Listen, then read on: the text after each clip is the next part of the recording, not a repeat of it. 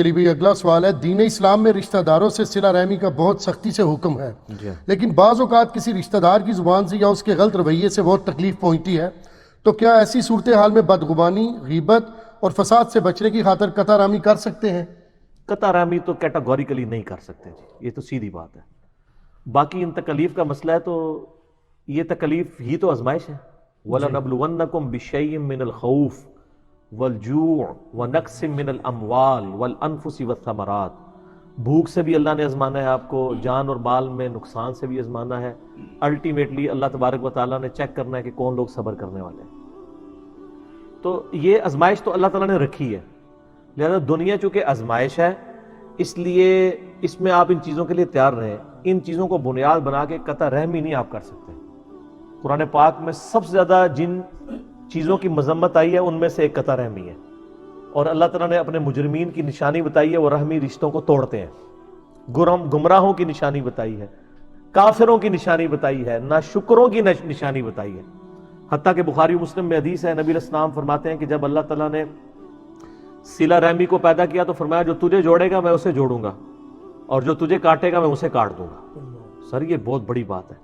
حتیٰ کہ صحیح مسلم میں حدیث ہے کہ ہر جمعرات اور پیر کے دن اللہ تعالیٰ کے حضور نامہ اعمال پیش ہوتے ہیں، اور جب وہ نامہ اعمال پیش ہوتے ہیں نا تو اللہ تعالیٰ ہر اس شخص کی مغفرت کر دیتا ہے جس نے شرک نہیں کیا ہوتا۔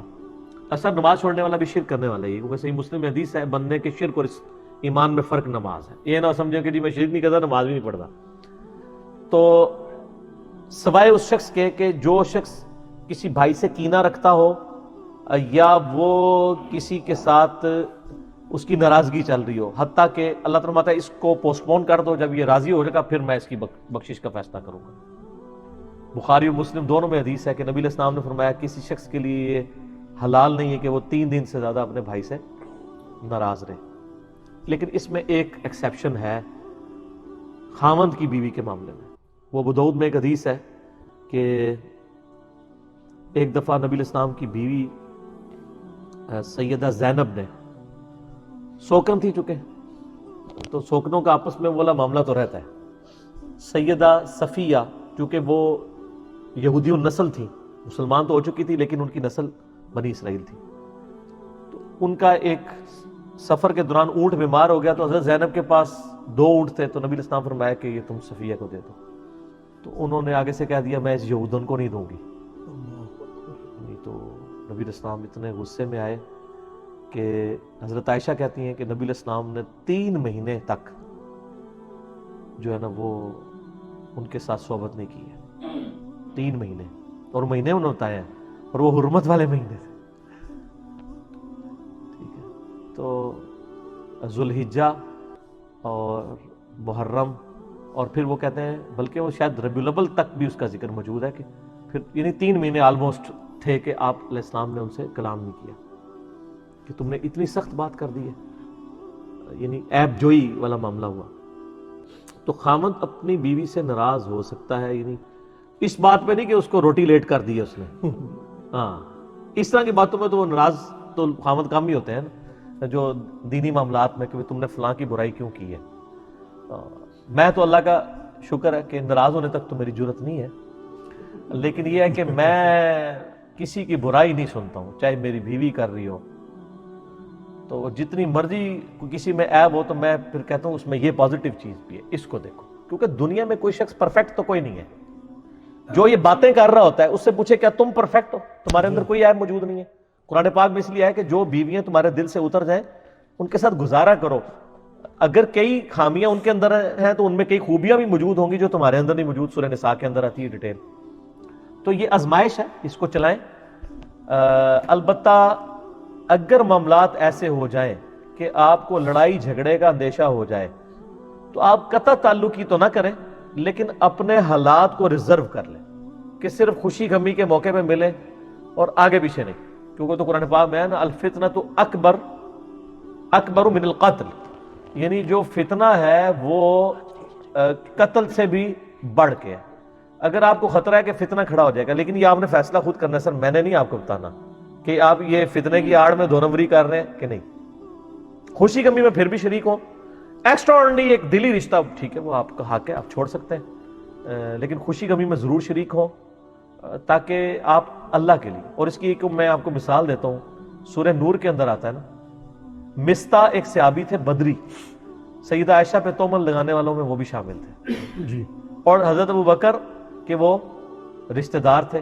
حضرت ابوبکر نے ان کے مہینے کا خرچہ اٹھایا ہوا تھا. جب ان کی بیٹی پہ تہمت لگی سب سے پہلے انہوں نے خرچہ پانی بند کیا. بالکل جسٹیفائی تھا, انسان ہیومن نیچر ہے. قرآن میں آیات نازل ہوگی کہ اگر یہ اللہ کے لیے کر رہے تھے تو دوبارہ سٹارٹ کرو.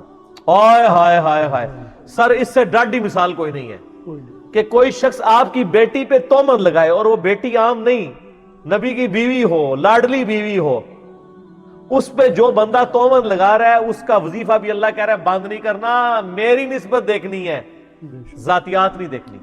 اسی لیے سر ہم کہتے ہیں کہ آپ لوگ فرقوں کی محبت میں ایک دوسرے کے ساتھ سلام دعا چھوڑ دیتے ہو. آپ یہ دیکھو کہ یہ شخص اللہ سے, اس کے نبی سے محبت کرتا ہے. آپ کے بابے کے ساتھ اگر اس کو اختلاف ہے تو آپ کا بابا تو دین نہیں ہے. صحیح. دین تو اللہ, رسول, آخرت, قرآن ہے. آپ کا فرقہ تو دین نہیں ہے. فرقے کے اندر دین نہیں ہے, دین میں ایک فرقہ چیز ہے. تو ہمیں نسبت یہ دیکھنی چاہیے. تو اگر آپ کو یہ خدشہ ہو تو خوشی غمی میں ضرور شریک ہوں, لیکن زیادہ ایکسٹراڈنری ایکٹیویٹیز میں اگر آپ کو خطرہ ہے کہ شریک ہونے سے پھر باتیں نکلنا شروع ہوگی, اس کو بالکل آپ اوائڈ کریں. لیکن قطع تعلقی کا جیسچر بھی کبھی کسی کو نہ دیں.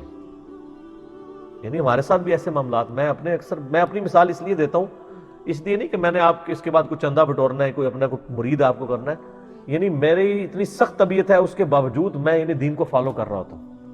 میرے جو خلاف تقریریں کرتے ہیں اور پورے جمعے پڑھاتے ہیں اور میری غیر موجودگی میں مرتد کا لفظ بھی استعمال کرتے ہیں, میں ان کے پیچھے نماز بھی پڑھ رہا ہوتا ہوں. جیسے ہی سامنے آتے ہیں میں سلام بھی کرتا ہوں. اور کبھی میں نے ان کو اوائڈ نہیں کیا کہ اس کو سلام کرنا ہی نہ پڑے, میں سائڈ سے نکل جاؤں. وہ سائڈ سے نکل رہے ہوتے ہیں, میں سامنے سے آ کے السلام علیکم کہتا ہوں. ان میں سے کہیں جواب بھی نہیں دیتے, لیکن مجھے تو ثواب مل گیا. جی ٹھیک ہے نا. اس سے نا آپ کی جو مینٹل ماڈل ہیں وہ نہیں بدلیں گے, ادروائز آپ خبتی اور جنونی بندے بن جائیں گے اگر آپ ہر بندے سے نفرت کرنا شروع کر دیں گے. میں جب ایسے لوگوں کی آخرت کے اوپر نظر ڈالتا ہوں نا تو پھر مجھے ترس آتا ہے. مجھے بتائیں, آپ کے سامنے بلی اگر آگ میں جل رہی ہو آپ برداشت کر سکتے ہیں؟ تو انسان کو آپ کیسے برداشت کریں گے؟ نہیں کر سکتے. تو میں جب اس طرح کے لوگوں کو, کسی کو بد عقیدگی پہ دیکھتا ہوں یا اپنے خلاف ناجائز دشمنی پہ دیکھتا ہوں, میں یہ سوچتا ہوں کہ اس کے عوض جب اس کو قیامت الدین عذاب ہوگا تو مجھے فوراً اس پہ ترس آنا شروع ہو جاتا ہے. آپ نے کسی دشمن پہ ترس کھانا ہے نا, اس کی آخرت کو ایک دفعہ یاد کر لیں اس عمل کے سبب. آخرت کا فیصلہ تو اللہ نے کرنا ہے, لیکن اللہ کے نبی نے تو ایک وعدے کیے ہیں نا, جو برائی کرنے والا ہے اس کو عذاب بھگتنا پڑے گا. یہ کوئی سٹوریاں تو نہیں ہے نا, نعوذ باللہ من ذالک. قرآن میں اتنی وعیدیں آئی ہیں. تو جب آپ اس کی آخرت دیکھیں گے نا, پھر آپ کو اس پہ صبر آ جائے گا اور آپ کو اس پہ ترس آئے گا کہ یار اس پہ ترس کھاؤ, یہ تو اپنی آخرت برباد کر. ہاں دنیا اورینٹیڈ آپ ہوں گے پھر ظاہر ہے پھر برداشت کرنا مشکل ہو جائے گا, پھر تو بہت ہی مشکل ہو جائے گا. بلکہ صحیح بخاری مسلم میں حدیث آتی ہے, نبی علیہ السلام ایک قبر کے پاس سے گزرے, وہاں ایک عورت بیٹھی ہوئی نا, تو گریہ زاری کر رہی تھی قبر پہ بیٹھ کے. نبی علیہ السلام نے فرمایا صبر کر. تو اس نے کہہ دیا کہ تیرا کوئی بچھڑا ہوتا نا تو پھر میں تجھ سے پوچھتی. وہ نبی علیہ السلام کو پہچانتی نہیں تھی اور پیٹھ تھی اس طرف نا, اس وقت وہ غم کے عالم تھی, آواز بھی اس کی نہیں پہچانی. وہ نبی علیہ السلام خاموشی سے چلے گئے. پیچھے کسی نے بتایا وہ اللہ کے نبی تھے جس کو تو نے جواب دیا. وہ پھر روتی چلاتی حضور کی بارگاہ میں, یا رسول اللہ مجھ سے غلطی ہوگی, میں صبر کر لیتی ہوں. آپ فرمایا صبر صدمے کے آغاز میں ہوتا ہے.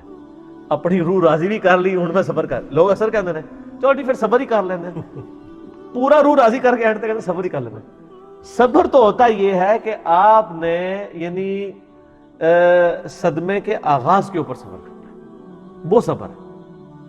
تو صبر و تحمل کے ساتھ اپنا وقت گزاریں. جزاک اللہ.